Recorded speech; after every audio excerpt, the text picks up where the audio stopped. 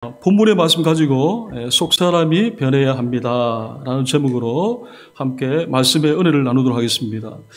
오늘 본문은 서기관과 바리새인들이 손을 씻는 문제로 예수님께 문제를 삼고 있는 말씀입니다.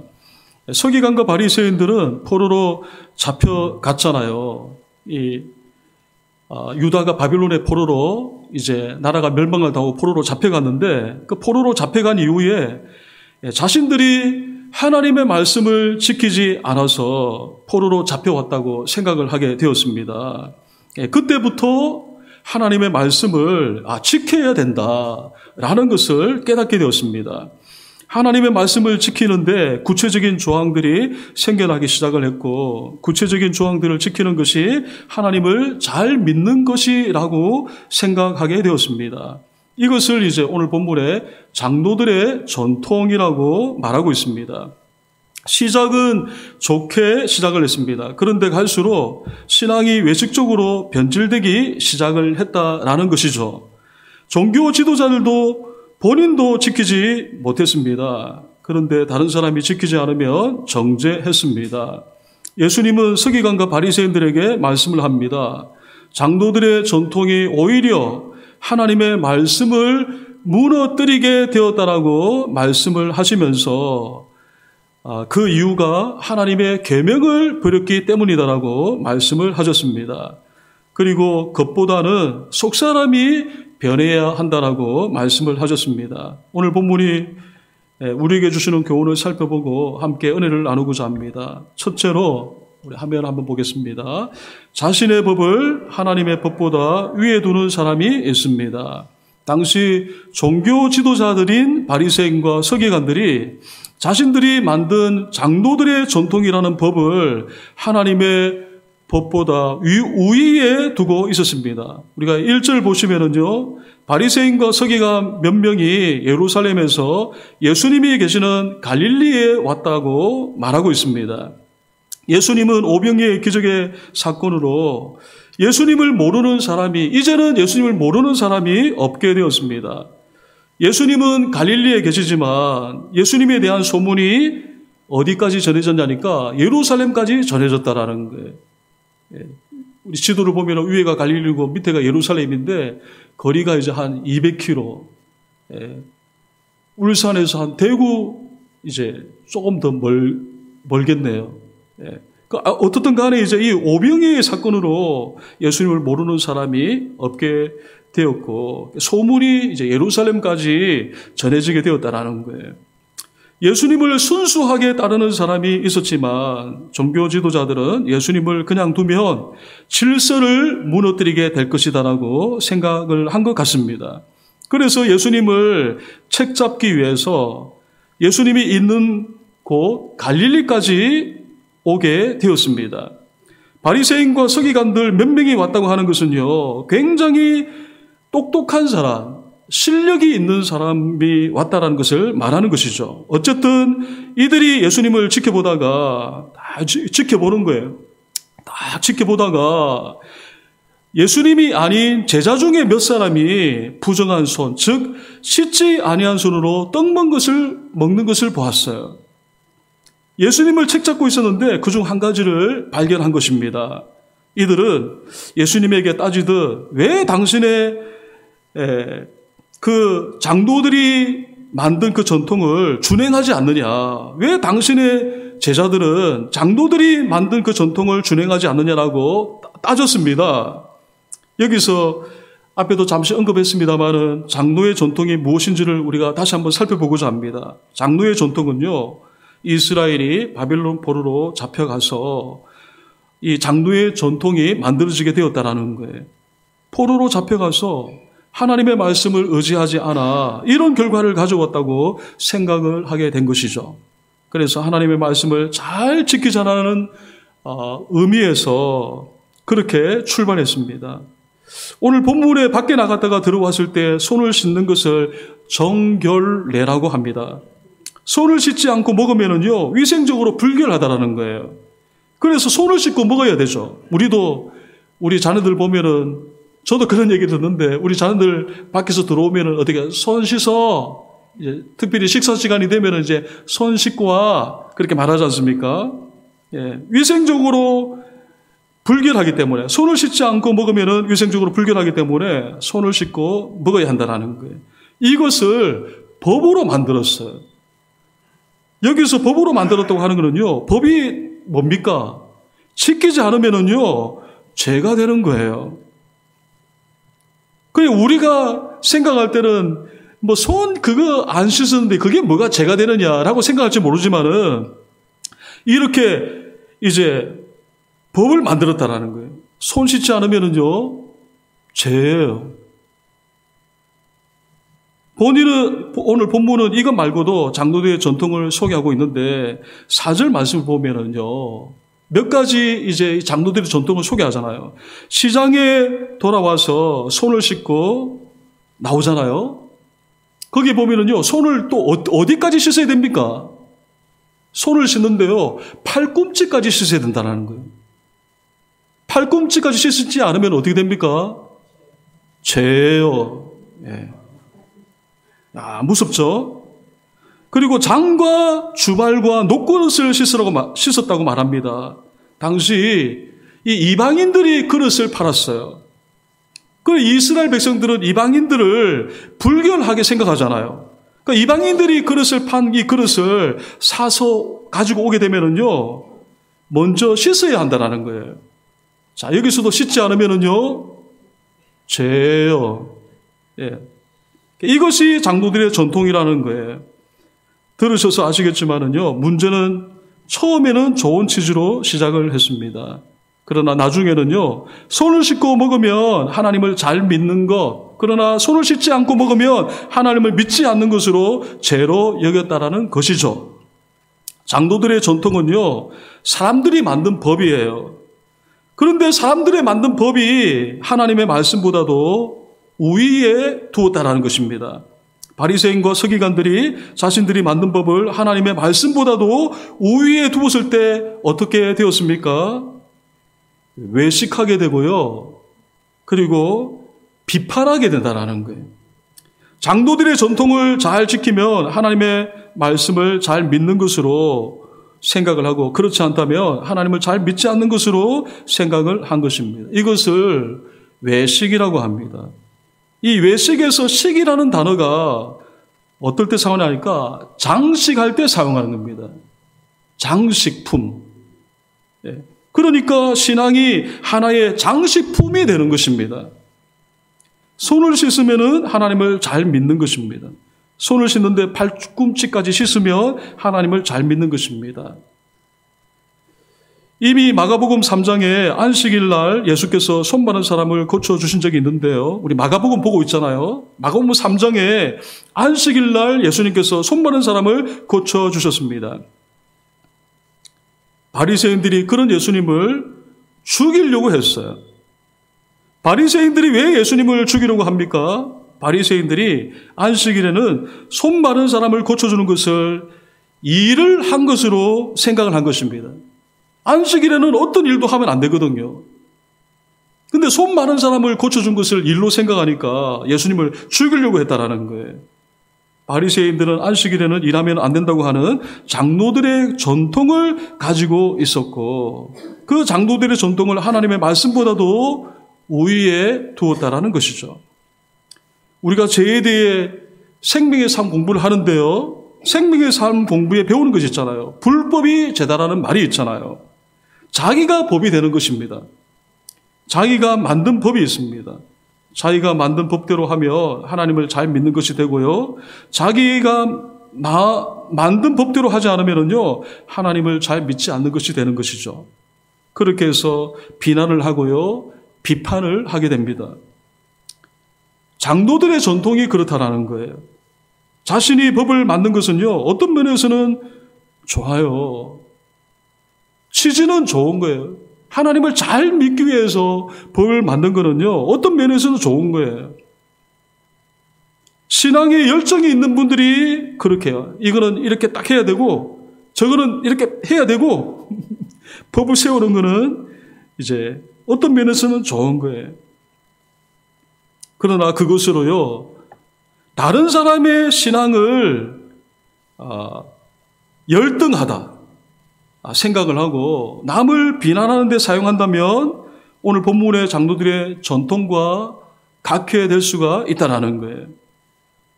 여러분, 사실 우리 모두는요, 자신의 법을 가지고 살아갈 위험성을 가지고 다 있다는 거예요. 특별히 신앙생활을 오래 하면은 오래 할수록 자칫하면은 하나님의 말씀이 아닌 자신의 법을 가지고 살아갈 위험성을 가지고 있다는 거예요. 그러므로 내가 나의 법을 하나님의 말씀보다 우위에 두고 살고는 있지 않는지, 하나님의 말씀과 상관없이 내가 가진 이 법을 가지고 다른 사람을 정죄하고 다른 사람을 비판하고 비난하며 그렇게 생활하고 있지 않는지 나를 돌아볼 수 있어야 된다는 거예요.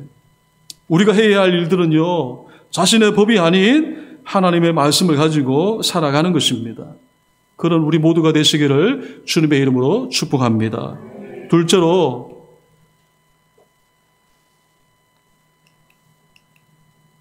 둘째를 안 적었네. 둘째, 주보에 나와 있지만 삶에 하나님의 마음이 담겨야 합니다. 이게 둘째거든요. 자, 바리새인들과 서기관들이 장로들의 전통을 들어서 예수님을 책잡으려고 하자 예수님은 바리새인과 서기관들에게 오히려 너희들이 장로들의 그 전통 때문에 하나님을 헛되이 경배하고 있다라고 말을 했습니다. 여러분, 지금 예수님이 바리새인들과 서기관들에게 너희들이 하나님을 헛되이 예배하고 있다는 이 말은요, 서기관과 바리새인들에게는 어떻게 했습니까? 매우 이게 너무나 충격적인 말이라는 거예요. 장로들의 전통을 왜 세웠습니까? 하나님을 잘 믿자고 지금 세운 거잖아요. 그렇게 할 때 하나님을 잘 믿는다고 생각하는 거잖아요, 지금. 그런데 예수님 말합니다. 당신들 하나님을 헛되이 경배하고 있다. 매우 충격적인 말씀이라는 거예요. 예수님은 왜 장로들의 전통을 지키는 것이 하나님을 헛되이 경배하는지 이유를 말씀을 하셔요. 그 첫 번째가 뭐냐니까 사람의 계명으로 교훈을 삼기 때문이라는 거예요. 7절 여러분 말씀 보세요. 사람의 계명으로 교훈을 삼아 가르치니 나를 헛되이 경배하는도다. 여기 사람의 계명으로 교훈을 삼는다는 말은요, 하나님의 계명을 가지고 살지 않는다는 말이잖아요. 무엇보다도 사람의 계명을 교훈으로 삼는다는 말은요, 이런 말이에요. 사람의 계명을 종교로 개입시킨다는 말이에요. 다시 말해서 사람의 계명을 종교가 되게 한다는 말이에요. 의미가 그래요. 사람의 계명이 어떻게 되는 거예요? 종교가 된다는 거예요. 사람의 계명을 종교화한다는 말은요, 종교화한다 라는 이 말은요, 사람의 계명을 지키지 않으면은요, 안 되게끔 그렇게 종교화했다라는 말입니다. 앞서 말씀을 드린 대로 마가복음 3장에 예수님께서 안식일에 손 많은 사람을 고치셨어요. 바리새인들은 이것을 보고 예수님을 죽이려고 했잖아요. 뭘 보여주는 겁니까? 종교화되었다는 걸 말해요. 종교화. 사람이 만든 계명이 사람들에게 종교화되었다는 것을 말하는 것입니다. 하나님의 말씀과 상관없어요. 사람이 만든 계명이 종교화되어 하나님의 말씀보다도 우위에 있다는 것이죠. 사람이 만든 계명을 종교화하여 하나님의 말씀보다 우위에 두니까 당연히 하나님을 헛되이 예배하는 것은 당연한 것입니다. 그리고 두 번째, 장로들의 전통을 지키는 것이 왜 하나님을 헛되이 경배하는 것이 되느냐 하면은, 둘째는 하나님의 계명을 버렸기 때문에 그렇다라는 거예요. 이런 8절 말씀 볼까요? 같이 한번 읽어봅니다. 너희가 하나님의 계명을 버리고 사람의 전통을 지키느니라. 8절 말씀 보니까 뭐라고 됩니까? 너희가 하나님의 계명을 버리고 라고 말한다는 거예요. 장로들이 만든 전통을 종교화했다고 하는 것은요, 사실 하나님의 계명을 버리는 것을 말하는 것입니다. 하나님의 계명을 버리면 어떻게 됩니까? 하나님을 경배할 수가 없는 것입니다. 하나님을 헛되이 경배하는 것입니다. 성경 역사를 보면은요, 하나님의 말씀을 버리면은요, 하나님을 헛되이 경배하는 것을 우리가 볼 수가 있어요. 예수님은요, 하나님의 계명을 버리는 예들을 그 서기관과 바리새인들에게 말씀을 해요. 그 예가 뭡니까? 10계명의 5계명이에요. 10계명의 5계명이 뭡니까? 내 부모를 공경하라는 거잖아요. 그런데 이 내 부모를 공경하지 않으면 어떻게 됩니까? 죽임을 당하게 되어 있습니다. 부모 공경하지 않으면요, 그 하나님의 말씀이 하면은 그 자녀 죽이라고 되어 있습니다. 이 무슨 말입니까?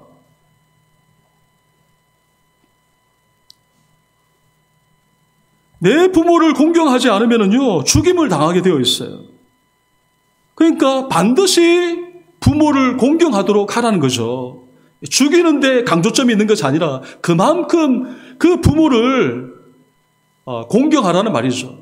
부모를 공경하지 않는데 어떻게 하나님을 공경합니까? 그러니까 이제 같은 맥락이 되는 거죠. 그런데 보세요. 장로들이 전통을 만드는 거예요. 바리새인과 서기관들이 고르반이라는 전통을 만들어요. 고르반이라는 말은요, 하나님께 드렸다라는 말이에요. 보셔요. 10계명에 내 부모를 공경하라 해서 내 부모를 공경해야 되는데, 부모를 공경하는 게 싫은 사람이 있잖아요. 우리는 부모를 공경하는 게 당연하지만 사람들 가운데는요, 부모를 공경하기를 싫어하는 사람들이 있잖아요. 부모를 공경하는데 그냥 말로만 공경하진 않잖아요. 때로는 물질도 부모에게 드리잖아요. 공경의 차원으로. 근데 어떤 사람들은요, 부모를 공경하기가 싫은 거예요. 물질 드리는 거 싫은 거예요. 그런데 이제 이 5계명에 의하면은 부모를 공경하지 않으면은 어떻게 됩니까?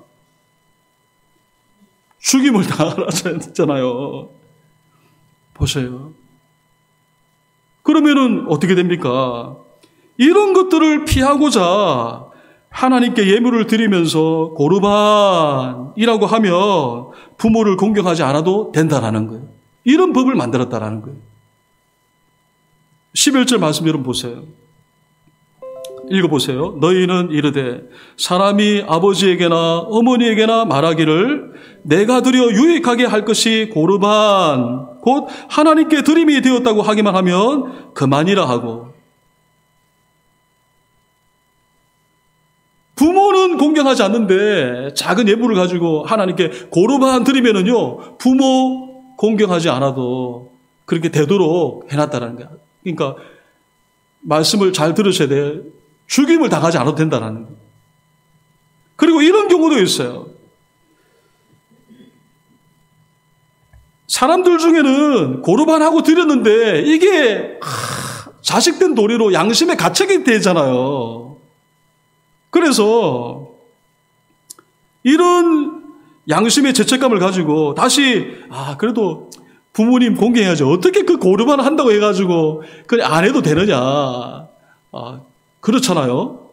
그런 사람들이 있는 거예요. 그래서 어떻게 그럴 수 있느냐 하면서 다시 이제 부모를 공경하려고 하는 거예요.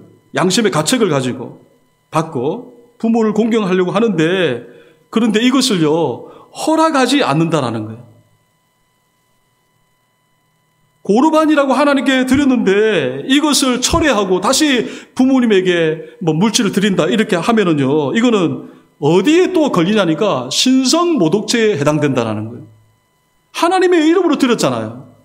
드렸는데 이걸 철회하게 되면은, 이게 없는 것으로 하게 되면은 이건 하나님과의 또 신성모독죄가 된다라는 거예요.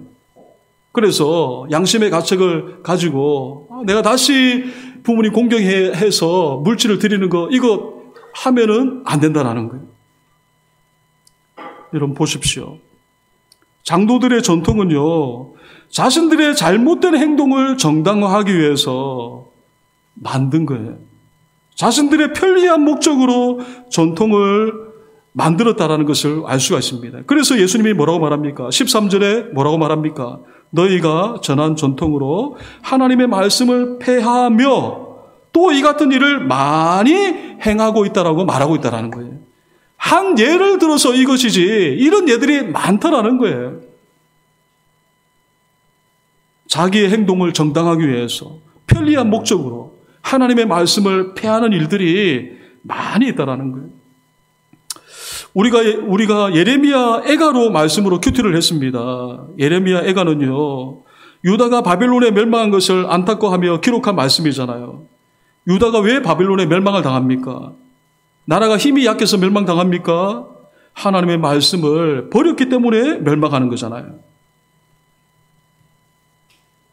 예수님은 장로들의 전통을 고집하면 하나님을 헛되이 예배하는 것이라고 말씀한 이후에 어떻게 하면은 장로들의 전통에서 벗어나서 하나님의 말씀을 가지고 살 수 있는지 해결책을 말씀을 하셨어요. 결론부터 말씀을 드리면은요, 하나님의 말씀에는 하나님의 마음이 담겨 있다는 거예요. 그러니 우리 마음에 하나님의 그 말씀을 통해서 그 하나님의 마음을 우리 마음에 담아야 한다라는 것이 예수님이 우리에게 말씀하신 해결책이라는 거예요. 6절 말씀 보세요. 이르시되 이사야가 너희 외식하는 자에 대하여 잘 예언하였도다. 기록하였으되 이 백성이 입술로는 나를 공경하되 마음은 내게서 멀도다. 우리가 이 6절에서 마음은 내게서 멀도다라는 말을 볼 수가 있는데, 다시 말하면은요, 이 우리의 마음이 하나님과 마음이 가까워야 한다는 말이겠죠. 여러분, 오늘 저와 여러분의 마음이 하나님의 마음과 가까워지시기를 주님의 이름으로 축복합니다. 마음이 가깝다라고 하는 것은요, 친밀함을 말하는 거죠. 우리는 하나님과 마음이 친밀해야 된다는 거예요. 하나님과 마음이 가깝다고 하는 것은요, 하나님의 말씀을 통해서 마음이 가까워야 한다는 말이에요. 하나님의 말씀에는요, 하나님의 마음이 담겨 있어요. 우리는 말씀에 담겨 있는 하나님의 마음을 우리의 마음에 담을 수 있어야 된다는 거예요. 오늘 이렇게 주일 말씀을 우리가 듣고 있는데 이 말씀을 우리의 마음에 담는 것이 중요하다는 거예요. 우리가 하는 성경 정독을 통해서, 그리고 큐티를 통해서, 삶 공부를 통해서 하나님의 마음을 차곡차곡 내 마음에 담을 수 있어야 된다는 거예요.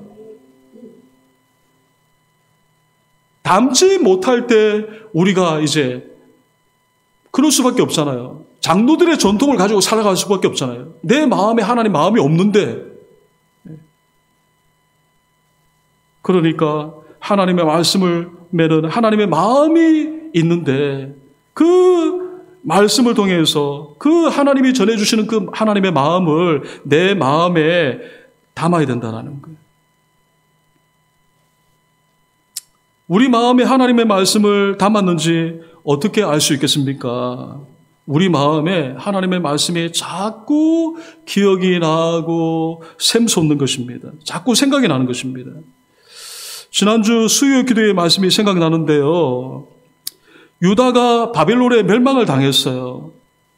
그 멸망한 이유 중에 하나가 종교 지도자들이 하나님의 말씀을 전하지 않고 자기 생각을 전했기 때문이라고 말씀을 드렸습니다.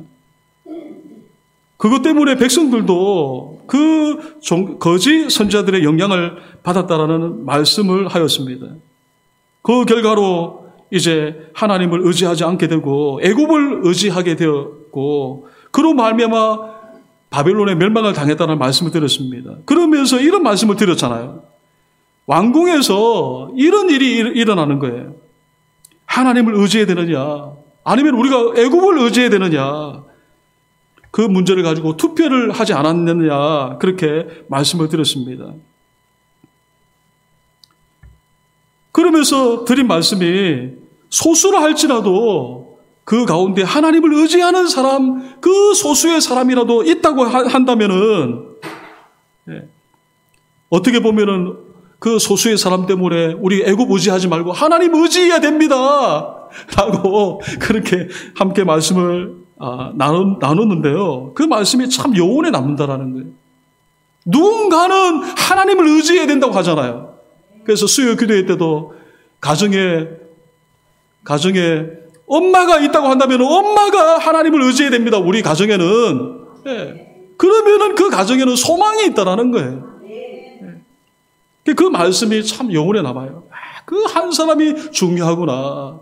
그 신하 중에 히스기야 같은 그런 믿음의 신하가 있었다고 한다면 누군가 그 한 사람이 울면서 부르짖으면서 우리 애굽 의지하면 다 죽습니다. 하나님 의지해야 됩니다. 그렇게 말을 했다고 한다면은 그래서 하나님을 의지하게 되었다 한다면은 하나님은 바벨론으로부터 구해 주시지 않았을까? 그 말씀에 요원이 많이 남는 거예요. 하나님의 말씀을 내 마음에 담는다는 거는요, 바로 이런 거예요. 말씀이 자꾸 내 마음에 요원이 남는 거예요. 그리고 우리는 의도적으로 하나님의 말씀을 마음에 담아둘 수가 있습니다. 묵상이라는 말을 우리가 종종 하는데 이 묵상이라는 어원이 약이라는 말이에요. 말씀을 곱씹을 때 약이 된다는 말이에요. 소가 여물을 먹으면은요, 다시 되새김질해가지고 또 씹고 이렇게 부드러워지잖아요. 그래 하나님의 말씀을 곱씹을 때 우리에게 약이 된다는 거예요. 그 약은 어떻게 됩니까? 우리를 살리게 된다는 거예요. 히브리서 4장 12절 말씀 보면은요, 하나님의 말씀은 운동력이 있어서 혼과 영과 골수를 쪼갠다라는 거예요.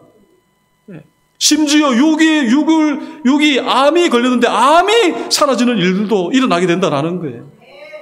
걱정에 사로잡힌 사람이 걱정을 떨쳐버리게 된다는 거예요. 이 모든 것이 어디에서 나오는 겁니까? 말씀에서 나온다는 거예요. 여러분, 목사님의 설교 말씀을 듣는 거 중요해요. 더 중요한 거는요, 여러분이 직접 말씀을 묵상하는 것이 중요하다는 거예요. 제가 30년 전에 들은 말씀을 지금도 기억하거든요. 그 목사님 말씀 전해준 말씀 지금도 제가 기억해요.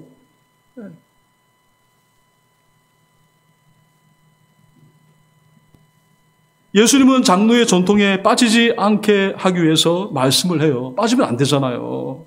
그것은 하나님의 말씀에 하나님의 마음이 있는데 그 하나님의 마음을 내 마음에 담아두라는 거예요. 하나님의 마음을 둘 때 특징이 있어요. 걱정과 염려가 사라지고요. 하나님이 되게 하시겠구나. 오늘 우리 권사님이 찬양 제일 먼저 부른 찬양이 뭐예요? 위대하고 강하신 주님. 내가 은혜 받았어요. 우리가 믿는 하나님은 어떤 하나님이세요? 위대하고 강하신 하나님이에요. 근데 한 주 동안의 말씀을 묵상하고 하나님 마음에 부어지면은요, 위대하고 강하신 하나님 맞지? 하면서 그 찬양을 진심으로 찬양하게 된다라는 거예요. 내가 그걸 경험했기 때문에. 그러나 그런 경험이 없으면요, 그냥 따라 부르는 거죠, 그냥. 따라 부르는 대로 그냥 끝나는 거죠. 우리가 믿는 하나님은 어떤 하나님이세요? 위대하고 강하신 하나님이세요. 그게 이제 내 마음에 어떻게 전달이 되냐니까 하나님의 마음이 내 마음에 부어질 때 권사님이 준비한 찬양이 내 찬양과 내 마음이 스파크가 일어난다는 거예요. 스파크가. 용접할 때 여러분 보셨어요? 지릭지릭 해가지고 딱 하면 어떻게 됩니까? 불이 팍 붙으면서 스파크가 나지 않습니까? 그거예요. 여러분 우리가 또 한 주간 살아갈 텐데 말씀을 통해서 하나님 마음에 부은 바 되어서 여러분 스파크를 경험해 보시기를 주님의 이름으로 축복합니다. 하나님의 마음에 부어질 때 우리 마음에 나타나는 현상이 있어요. 기쁨과 평안과 은혜라는 거예요. 그래서 저는 오감사 나눔을 할 때 기쁘다 이런 단어를 보면은요 막 꽂히는 거예요. 막 같이 스파크가 일어나는 거예요. 나도 기쁜데 우리 권사님도 기쁘고 우리 집사님도 기뻐하는구나. 스파크가 일어나는 거예요. 여러분 한 번만 일어나는 게 아니라 자주 스파크가 일어나시기를 주님의 이름으로 축복합니다. 예수님과 스파크가 일어나가지고 어떻게 합니까? 예수님과 내게 땜질 하는 거잖아요. 스파크를 하는, 용접을 하는 이유가 뭡니까? 땜질 하기 위해서, 단단하게 붙기 위해서 하는 거지 않습니까? 네. 한 번 하면 안 붙어요. 여러 번 스파크가 일어나면요, 예수님과 나와 어떻게 됩니까? 단단하게 붙는다라는 거예요. 사람이 힘으로 떼려고 해도 뗄 수가 없다라는 거예요. 네. 여러분, 하나님의 마음으로 여러분 한 주간도 그 하나님이 주시는 그 기쁨과 평안을 경험하고 누리시기를 주님의 이름으로 축복합니다. 세 번째로 같이 한번 보겠습니다. 속사람이 변해야 합니다. 예수님은 끝으로 우리 마음에 하나님의 마음을 두라고 말씀을 하셨는데 구체적으로 말씀하셔요. 당신들 겉사람이 아니라 속사람이 변해야 한다라는 말씀을 하셔요. 예수님은 무리에게 내 말을 듣고 깨달으라고 하시면서 15절, 16절 말씀하셨어요. 자, 내 말을 듣고 깨달으라. 15절, 16절 한번 읽어봅니다. 무엇이든지 밖에서 사람에게로 들어오는 것은 능히 사람을 더럽게 하지 못하되 사람 안에서 나오는 것이 사람을 더럽게 하는 것이다 하시고 라고 말합니다. 밖에서 들어오는 것은요, 사람이 먹는 식물을 말하잖아요. 밖에서 들어오잖아요, 식물이. 그 사람이 먹는 식물은요, 사람을 더럽게 하지 못한다라는 거예요. 사람이 먹는 식물은 소화가 돼서 어디로 보내져요? 화장실로 보내져죠. 사람이 먹는 식물은요, 사람을 더럽게 하지 않아요. 대신에 사람 안에서 나오는 것이 사람을 더럽게 한다라는 거예요. 우리가 읽진 않았습니다만은 21절과 22절에 12가지 그 사람 안에서 나오는 더러운 것들을 소개해요. 21절과 22절 말씀 다시 한번 읽어보게요. 속에서 각 사람의 마음에서 나오는 것은 악한 생각, 곧 음란과 도둑질과 살인과 간음과 탐욕과 악독과 속임과 음탕과 질투와 비방과 교만과 우매함이니 이 모든 것이 악한 것이 다 속에서 나와서 사람을 더럽게 함이라 라고 말씀했습니다. 사람에서 나오는 것이 사람을 더럽게 한다고 하는 것은요, 한마디로 겉사람이 아닌 속사람이 변해야 한다는 말씀입니다. 세상은 겉사람이 화려하면 속사람도 화려할 것이다라고 생각을 합니다. 그러나 겉은 화려하지만은 속사람은 무서운 사람이 있어요. 여러분, 요즘에는 얼마나 무서운 얘기가 이 TV나 또 신문이나 또 뭐 방송을 통해서 얼마나 많이 나옵니까? 요즘에 정 모양 있잖아요. 정모양. 제가 이름을 말씀드리진 않겠지만 겉으로 보면은 얼마나 예뻐요. 그러나 안에는요, 이게 무서운 게 자리를 잡고 있다라는 거예요. 겉은 화려하지만 속 사람은 무서운 사람이 있어요. 하나님이 우리에게 바라시는 것은요, 겉사람이 아닌 속사람이 변하는 것입니다. 오늘 우리들은 신앙인이잖아요. 신앙인은요, 속사람이 변하는 것입니다. 그리고 속사람을 변화시키는 것이 진리입니다. 진리는 속사람을 변화시킵니다. 진리를 한마디로 말하면은 예수님의 사랑입니다. 요한복음 8장에 보시면은 가늠한 여인이 나오잖아요. 여기서도 바리새인들과 서기관들이 나오잖아요. 이 바리새인과 서기관들은요, 늘 이런 데 나오는 거예요. 어떻게 하면은 예수님을 시험할까? 이래 나오는 거예요. 율법에 의하면은요, 가늠한 여인은 돌로 쳐 죽게 해야 했습니다. 예수님의 율법대로 돌로 치면은요, 자, 시험하잖아요. 예수님이 그 율법대로 돌로 치면은요, 이게 로마법에 걸리는 거예요. 반대로 가늠한 여인을 살려주고 하면은 율법을 어기는 것이 됩니다. 예수님 이러지도 저러지도 못할 지경에 놓여 있습니다. 그런데 예수님은 땅에 너희 중에 죄 없는 자가 여인을 돌로 치라고 막 적었어요. 사람들이 예수님 뭘 정도 이래가지고 가까이서 보니까 너희 중에 죄 없는 자가 돌로 쳐라 이렇게 봤거든요. 그거를 말씀을 안 하고 글로 적으니까 더 이게 좀 그래야 된 것 같아요. 뭘 정당히 가까이서 보니까 너희 중에 죄 없는 자가 돌로 쳐라. 그 사람들이 그걸 보고요, 다 죄가 있잖아요.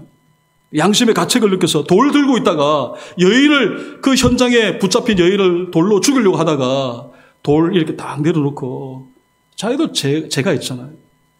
그래서 모두 자기 집으로 돌아갔어요. 예수님과 여인만 남게 되었죠. 예수님이 여인에게 말씀합니다. 나는 너를 정죄하지 않으니 다시는 죄를 범하지 말라고 말씀을 하셨어요. 율법의 특징은요, 정죄하는 것이고요. 하나님이 우리에게 주신 이 복음은요, 사랑이고 진리라는 거예요. 그 진리는 사랑이에요. 한번 따라하겠습니다. 진리는 사랑이다. 진리는요, 거짓을 깨트려요. 우리는 예수님을 믿으면서 예수님이 거짓을 많이 깨트렸음을 우리가 알 수 있습니다. 예를 들면 이런 것이죠. 참, 우리가 예수님을 만나기 전에는요, 성공이 중요했어요. 그러나 성공이 전부인 양 그렇게 살아서는 안 된다는 것을 예수님이 가르쳐 주셨어요. 쾌락이 목적이 아니라고 말씀합니다. 우리가 살아갈 때 쉼이 필요하죠. 쉼을 위해서 지나칠 정도로 쾌락을 쫓아가서 안 된다는 것을 우리에게 알려주십니다. 요즘 학교에 마약에 관한 안내문이 그렇게 많이 나온다고 합니다. 공문이. 뭘 말합니까? 이 마약이 학생들에게 얼마나 많이 지금 가까이 있다는 것을 말해준다는 거죠.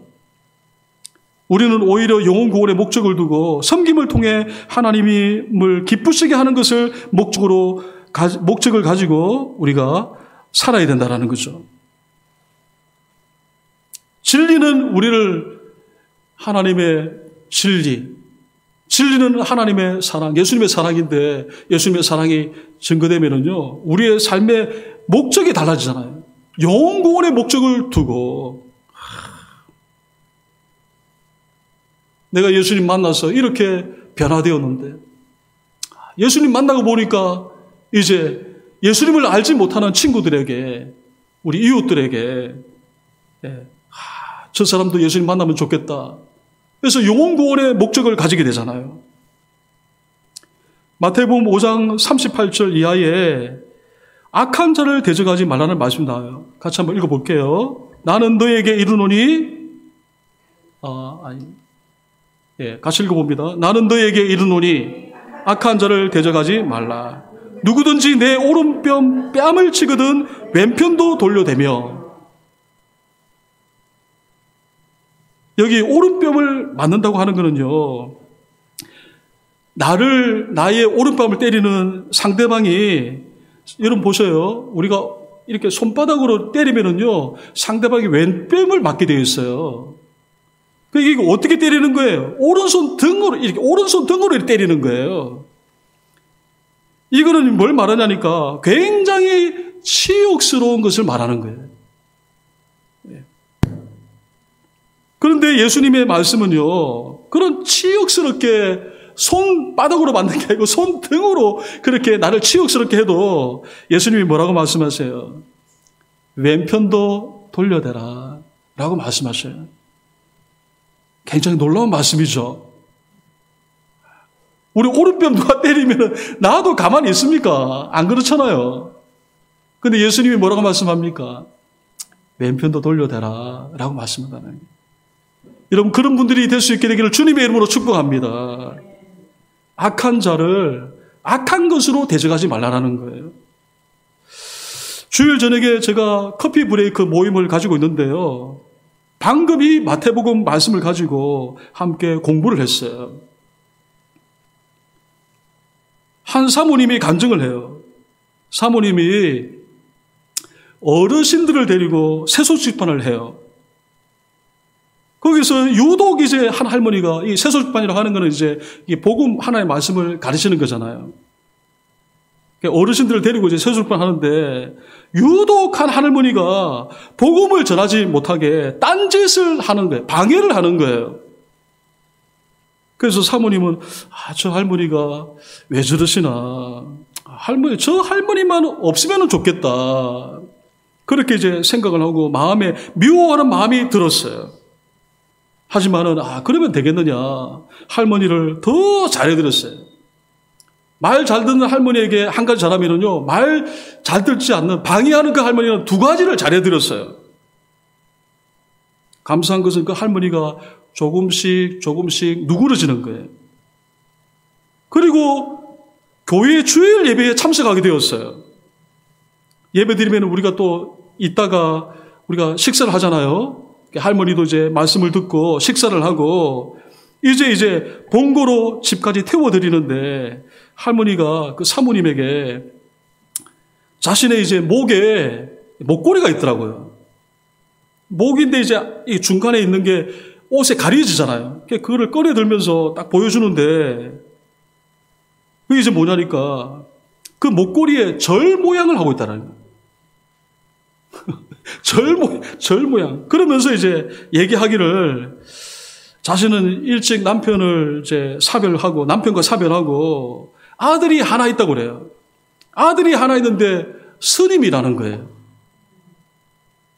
그제서야 사모님이 이 할머니가 왜 복음을 전하지 못하게 했는지를 알게 되었다는 거예요. 사모님은 그 복음을 전하지 못하게 하는 그 할머니 이유를 몰랐지만 예수님의 마음으로 끝까지 잘 섬겨들어서 결과적으로는 감사하다고 말씀을 나누는 것을 들었습니다. 사랑하는 여러분, 예수님 믿으면요 변화돼요. 예수님을 믿으면서요 예수님의 가치관으로 우리가 많이 바뀌어지게 됐잖아요. 지금까지도 바뀌었고 앞으로도 바뀌게 될 거예요. 진리는 거짓을 깨뜨려요. 진리는 우리를 더욱더 진리 가운데로 인도해요. 궁극적으로 진리는요 사랑을 보게 해요. 마태복음을 비롯해서 특별히 복음서에는요 예수님의 사랑을 보여주잖아요. 우리가 복음서를 보면은요 예수님의 사랑으로 여러분 보시기를 주님의 이름으로 축복합니다. 다 예수님의 사랑이에요. 그래서 우리의 신앙은 뭐가 깊어져야 하느냐? 우리의 신앙은요 사랑이 깊어져야 한다라는 거예요. 처음에는 사랑이 없었는데 신앙의 연수가 더해가면 더할수록 사랑이 깊어져야 된다는 거예요. 여러분 노사연에 우리가 좋아하는 그 노사연 가수 있잖아요. 바램이라는 노래의 가사예요. 그게 이게 설교 중에 한번 생각이 나더라고요. 그 가사를 제가 찾아봤거든요. 가사 보세요. 한번 읽어보세요. 큰 것도 아니고 아주 작은 한마디. 지친 나를 안아주면서 사랑한다. 정말 사랑한다라는 그 말을 해준다면 나는 사막을 걷는다 해도 꽃길이라 생각할 겁니다. 우리는 늙어가는 것이 아니라 조금씩 익어가는 것입니다. 제가 이게 늙어가는 것이 아니라 조금씩 익어가는 것입니다. 이제 이게 생각이 나서 이제 이 가사를 한번 찾아봐야 되겠다 했는데 그 앞에 우리가 읽은 것처럼 지친 나를 안아주면서 사랑한다. 정말 사랑한다. 이게 너무 마음에 와닿는 거예요. 노래 가사에 우린 늙어가는 것이 아니라 익어간다라고 말을 했는데 이것을 우리가 믿음으로 표현하면 어떻게 표현할 수 있을까요? 우리의 신앙은요 사랑이 깊어지는 것입니다. 첫째는 예수님에 대한 사랑으로 깊어지는 것입니다. 그리고 이어서 우리는 예수님 때문에 부부의 사랑이 깊어지는 것입니다. 그리고 예수님 때문에 자녀와의 사랑이 깊어지는 것입니다. 그리고 예수님 때문에 우리가 목장이 그리고 우리 이웃과의 사랑이 깊어지는 것입니다. 여러분, 여러분은 어떨지 모르겠지만 저는 이제 금요일이 기다려지는데 목장이 기다려지는 거 있죠. 그럼 여러분이 또 이렇게 사진을 올려주잖아요. 사진을 보면서 우리 목장이 그래도 처음보다는 지금이 좀 사랑이 깊어지고 있구나 라는 것을 보게 돼요. 여러분, 그 사랑이 더 깊어지시기를 주님의 이름으로 축복합니다. 말씀을 제가 맺도록 하겠습니다. 예수는 우리에게 말씀하여 사람의 겉이 변하는 것이 아니라 속이 변해야 된다라고 말씀합니다. 진리로 인해서 사랑이 깊어진다고 말씀을 드렸습니다. 우리의 신앙이 갈수록 그 사랑이 깊어지시기를 주님의 이름으로 축복합니다. 그래서 우리에게 주신 그 예수님의 그 깊은 사랑이 여러분의 삶의 현장 곳곳에 흘려감으로 용 구원의 은혜가 일어나기를 주님의 이름으로 축복합니다. 1분 동안 한번 침묵 기도하도록 하겠습니다.